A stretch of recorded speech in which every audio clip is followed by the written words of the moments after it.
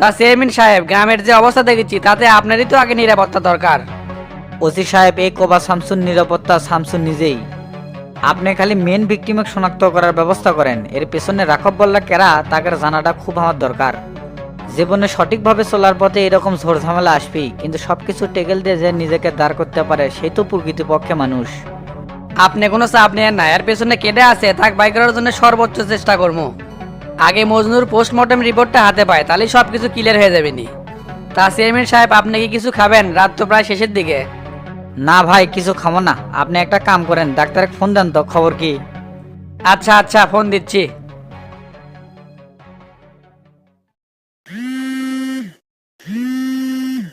OC সাহেব phone দিল, আবার কি কয়? হ্যালো, ডাক্তার আরিফ করছেন? ভাই আরিফ করছিলাম, কন।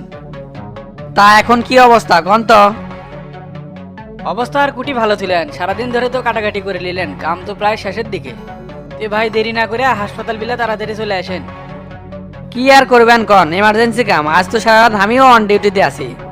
আপনার ভাবি ফোন দিতে ঘুমে গেছে, তে থাকেন, আমরা হাসপাতাল বিলে আসিচ্ছি। আচ্ছা আসেন, তাহলে বাকি কামগুলো আমি সেরে নিই।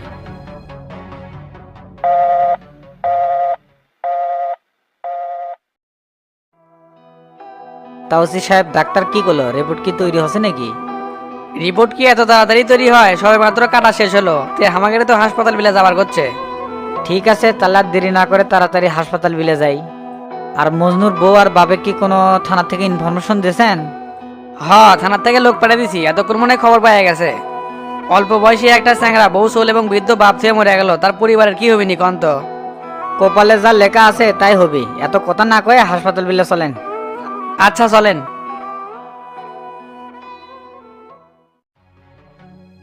তে ভাই, ভিতরে কি ওসি সাহেব আছে? স্যার তো এখনই শামসু চেয়ারম্যান গিয়ে বাইরে চলে গেল। কোন কি তা কোনটি গেছে কবার পান?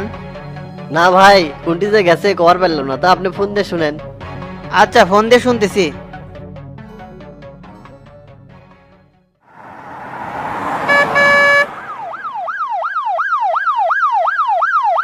তা ভাই, মজনুর কি কল লিস্ট বাইর করা হচ্ছে?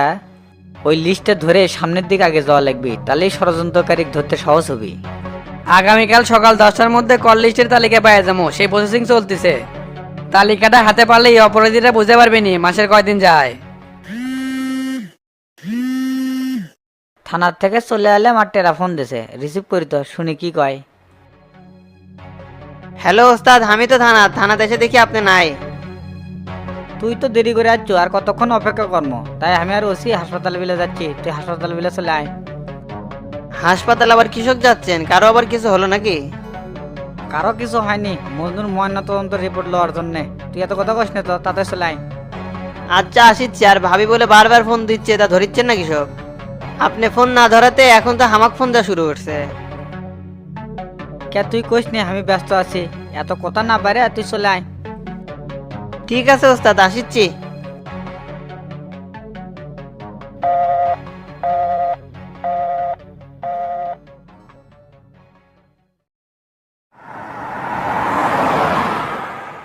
আচ্ছা চেয়ারম্যান সাহেব, টেরা আর কালামানিক আপনার কি আপন ছোট ভাই নাকি? আপাতত তাই মনে করবে পারেন, অনেক আগেকার কথা, 93-94 সালের। তখন আমি ঢাকা থাকি। একদিন ভোরবেলা দেখি রেল লাইনের পাশে এরা দুইজন কান্নাকাটি করতেছে। জিজ্ঞাসা করলাম বাড়ি কোনটি, কোনো কিছুই কয় না, চুপচাপ থাকে। পরে বুঝতে পারলে মিতিমখানার থেকে এরা দুইজন পলাছে, কিন্তু যাওয়ার কোনো তাদের জায়গা নেই। তারপরে ওদের বাড়ি নিয়ে আসলাম, সেই থেকে ওরা দুইজন আমার সাথেই থাকে। কালামানিক তখন দুবাই আছে, কি যে করতেছে 2 দিন হলে কোনো যোগাযোগই নেই। দেখি ঈদের পরে কাজ কাম শেষ হলেই চলে আসবি। এই দুনিয়াতে এরাই আমার সব, আপন বলতে এরা দুইজন ছাড়া আমার আর কেউ নেই। ব্যাপারটা তো সিনেমার কাহিনীকেও হার বানালো। মানুষের জীবনটা হলো নানান রঙের ভরপুর, এলে অভিজ্ঞতা থেকেই তো সিনেমা তৈরি হয়। আপনি ঠিকই বলছেন, দুনিয়াটা মস্ত বড় রঙ্গমঞ্চ, আর আমরা সবাই অভিনেতা। সবাই যার যার জায়গা থেকে এই দুনিয়াতে অভিনয় করে যাচ্ছে। অভিনয় করা ভালো, তবে কোন ক্যারেক্টার প্লে করছি সেদিকে লক্ষ্য রাখা লাগবে, কারণ ভালো ক্যারেক্টার ছাড়া খারাপ ক্যারেক্টার প্লে করা ঠিক না। কারণ জীবনটা অনেক ছোট, এই ছোট জীবনের হিসাব একদিন পই পই করে দেওয়া লাগবে। কথা সত্যি, তা হাসপাতালের সামনে তো চলেই যাচ্ছি। বায়ে সাইড করেন নামি।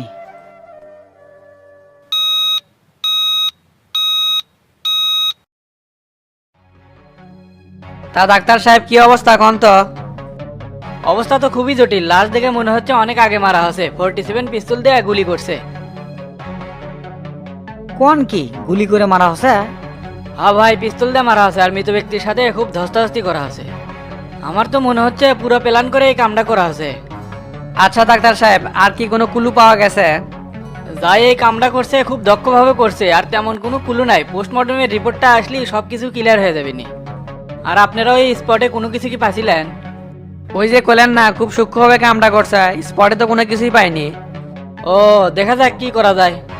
এই মৃত ব্যক্তি তো আমি চিনতাম, কিছুদিন আগে আর বইয়েকলে আমার কাছে আসছিল। নিয়তি বড়ই নিষ্ঠুর, আজ তারই ময়না তদন্ত আমারই করা লাগলো। দুনিয়ার হিসেবগুলো এইরকমই ডাক্তার সাহেব। তো লাশ কি ফ্রিজ করছেন? কাল কি মাটি দেওয়া যাবি না? লাশ তো অর্ধেক পচে গেছে, কফিনের মধ্যে বেঁধে থুছি। ফ্রিজ করবার চাইলে এখনই করিলে যাবার পারেন। তা ভাই, লাশের আত্মীয় স্বজনে কি খবর টবর দিছেন? তাকে জানানো হচ্ছে, একটু পরে তারা আসা পড়বে। তা ওসি সাহেব, যতটুকু বুঝলাম খুব কাছ থেকে গুলিটা করা হয়েছে। লাশের পেটে যে গুলিটা পাছি তা খুব পুরাতন। আমার তো মনে হচ্ছে লোকাল কোনো মার্কেট থেকে এই গুলিটা কিনছে। ঠিক আছে ডাক্তার সাহেব, আপনি রিপোর্টটা তৈরি করেন, আর আমি পরিবারের কাছে লাশটা হস্তান্তরের ব্যবস্থা করতেছি। এনা তাড়াতাড়ি করেন, যতই তাড়াতাড়ি হস্তান্তর করে পাবেন তাহলে এই লাশের জন্য ভালো। তা আমি আর এটি কতক্ষণ থাকবো? শরীর মন কোনোটাই ভালো লাগছে না, খুব ক্লান্ত লাগতেছে। এল্লা করলে তো চলবে না, ডাক্তার হচ্ছে জনগণের সেবক, সেবা করেই তাদের কাজ। এত তাড়াতাড়ি ক্লান্ত হলে চলবি? সারা রাত ধরে আমরা ডিউটি করেছি, তাও এই ঘটনা কোনো কুল কিনে না পেলাম না। কুল কিনারা পাবেন না কে? বিষয়টা তো একবারই সিম্পল। লোকটার কল লিস্ট চেক করেন, তাহলে অপরাধী একবারে গড়বার করে বাইরে আসবিনি। এটাই একমাত্র রাস্তা, এই আশা নেই বসে আছি। তে আপনি কি এখন বাড়ি যাওয়া চাচ্ছেন?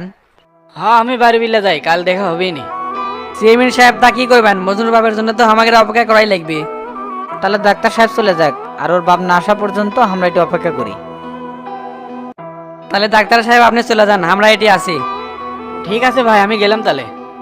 তাই এটি কতক্ষণ ধরে দেখবেন? চলেন চেয়ারে যে বসি। ঠিক আছে।